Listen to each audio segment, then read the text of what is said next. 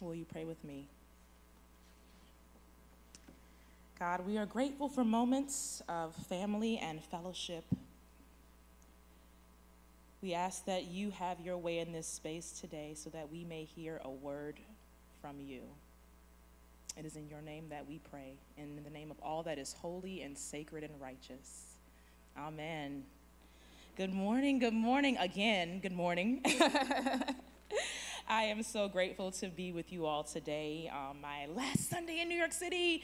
And I know we're all sad, but we're all happy as well. So I am grateful, and I'm grateful for Reverend Whitaker for allowing me to stand before you this morning, and I won't be long.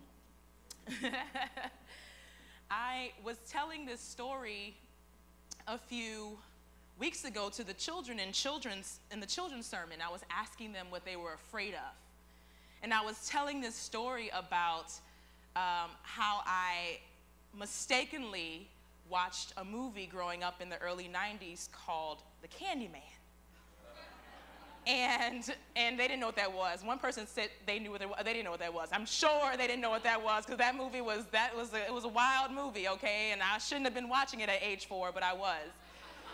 And so I was telling them about fear, and it's interesting because I've been reflecting on that movie, and I actually looked it up. I said, what was that? Who was in that movie, and why was it so scary? And I remember there was a scene where you stood in the mirror, you said Candyman 3 times, and then the person came. It was a lot. It was a lot happening. It was a horror film.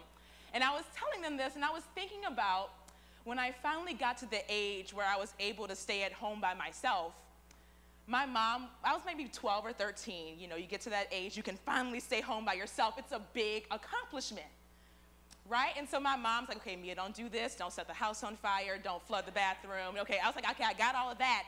And it was interesting because she left the house, and I locked myself in the bedroom. I had quarantined myself in the bedroom. I had put pillows in front of the door. I had scooted furniture in front of the bedroom door. I had put the little lock on there because I was afraid of the Candyman. I had this whole house. I could have thrown a party. I could have turned up. You know what I'm saying? I could have had people over. I mean, I was 13, but still, I could have done anything. I had the whole house, and I had quarantined myself in the bedroom because I was afraid of the Candyman. And I thought, wow, fear does some amazing things to us, right?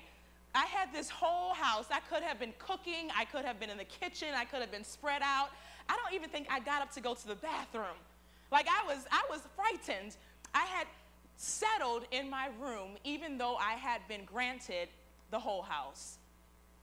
And this is where we meet the descendants of Noah. In the 11th chapter of Genesis, we meet them. They have been traveling from the east, and they get to a place called Shinar. And they get there, and you know, the text opens with verse 1. It says, and the whole earth spoke one language. Now, it's Genesis. We have some issues here, but the writers are trying to convey that everybody was alike and that everybody was uniform. And I also think, however, that when you have a limited lens, it's easy for you to think that the whole world is speaking one language when you haven't been anywhere. And so the writers open, and the whole world spoke one language. And they go to chronicle these people who were journeying east, looking for a place to settle. And it's interesting because when we have limited views of life in the world, it's easy for us to settle. It's easy for us when we're operating under the trope of fear, it's easy for us to settle. And this is exactly what the people do in Genesis 11. They start making mistakes, right? So they're journeying east, and the first thing they do when they get to Shinar is they say, we want to build a city, which means they want to settle. And the problem is, God had commanded the people in the first chapter of Genesis to go forth and fill the earth.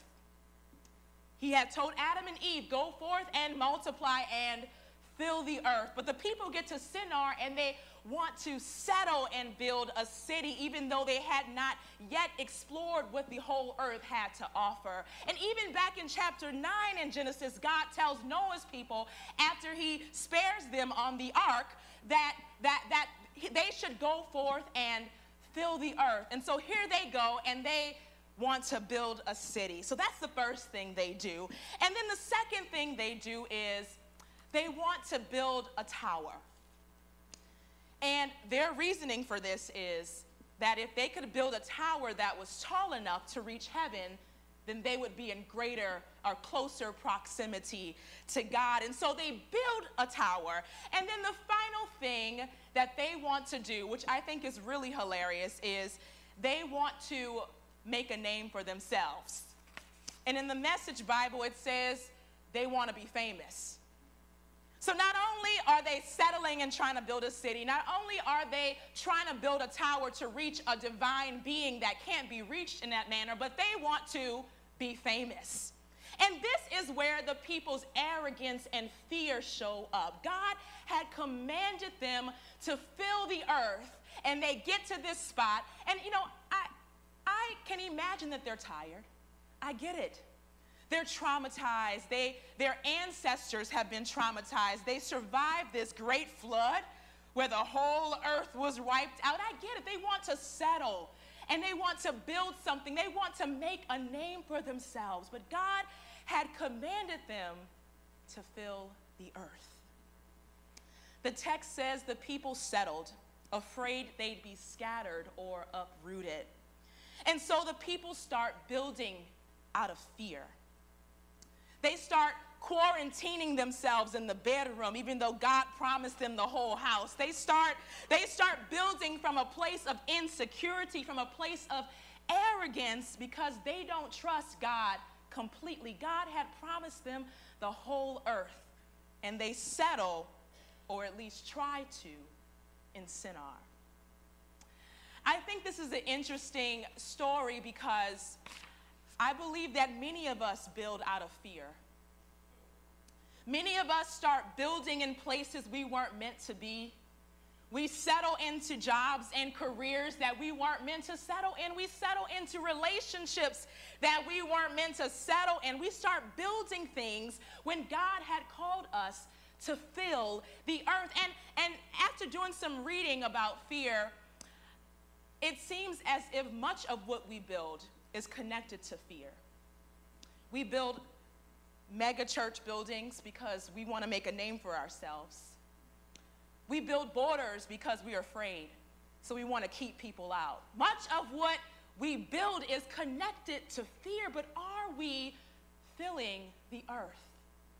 Are we building things that matter? God has commanded us to go beyond the borders of 729 West 181st Street. And for some of us, it's really easy to settle and to get comfortable, but are we doing what we have been commanded to do?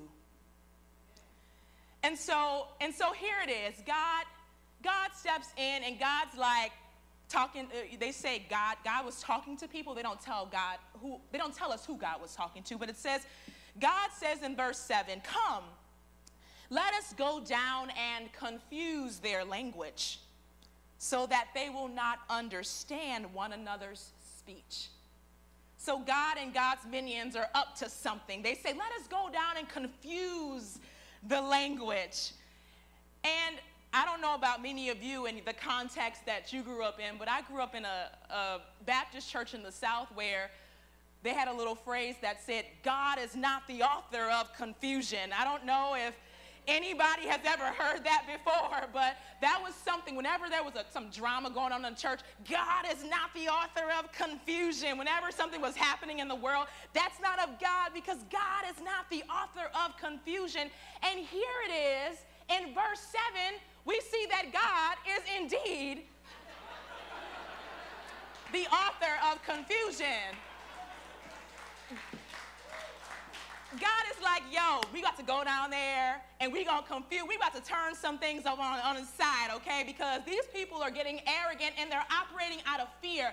And so God comes down and confuses things. And there are some people who feel that's because God is a vengeful God, They say, oh, God was jealous. God was jealous because the people were being creative. God is a vengeful God. God didn't like what the people were up to, so God threw some chaos and confusion in there. But may I offer that perhaps God is not the author of confusion because God is jealous, or that God is not the author of confusion because God is a vengeful God, but perhaps God is authoring confusion in that moment because God sees the people settling for something that is beneath them. God sees the people settling in a place that they weren't supposed to be. God sees the people conforming and trying to be uniform, trying to build an empire. God sees their hubris, and God says, let me run this back a little bit and get the people back on track. I have to believe that God is not necessarily authoring confusion in this moment, but that God is authoring creativity.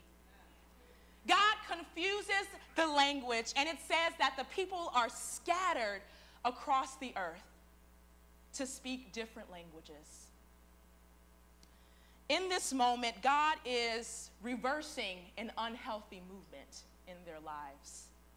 They have started building things that weren't necessarily out of places of creativity, but out of a root of fear. And God says, let me reverse this unhealthy movement in their life. And so God steps in just when they're trying to get comfortable and turn some things around.